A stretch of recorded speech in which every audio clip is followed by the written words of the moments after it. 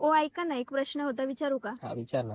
आपल्याला या पानाचा कलर ग्रीन कसा दिसतोय आणि या फुलाचा पण पहा ना, येलो आणि व्हाईट कसा दिसतोय? दे इकडे मी सांगतो. ॲक्च्युली आपल्या लाईटमध्ये आहेत ना सर्व प्रकारचे रंग प्रेझेंट असतात व्हाईट लाईटमध्ये. मग जेव्हा पण लाईट पर्टिक्युलर ऑब्जेक्टवरती पडते जसं की हे पान, त्यावेळेस हे पान सर्व कलर ॲब्झॉर्ब करून घेतो लाईटमधले आणि फक्त ग्रीनच कलर रिफ्लेक्ट करतो. त्यामुळे आपल्याला हे पान ग्रीन दिसतं.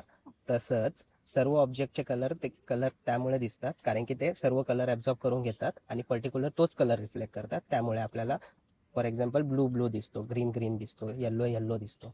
ठीक आहे.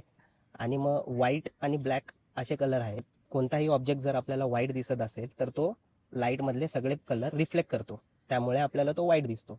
आणि ब्लॅक कलर आपल्याला ब्लॅक दिसतो कारण की तो सर्व कलर ऍब्झॉर्ब करून घेतो, त्यामुळे ब्लॅक ब्लॅक दिसतो. म्हणून ब्लॅक गाडी घेतली की खूप जास्त गरम होते ऍज कम्पेअर्ड टू व्हाईट गाडी. कळालं? अच्छा, हो समजलं.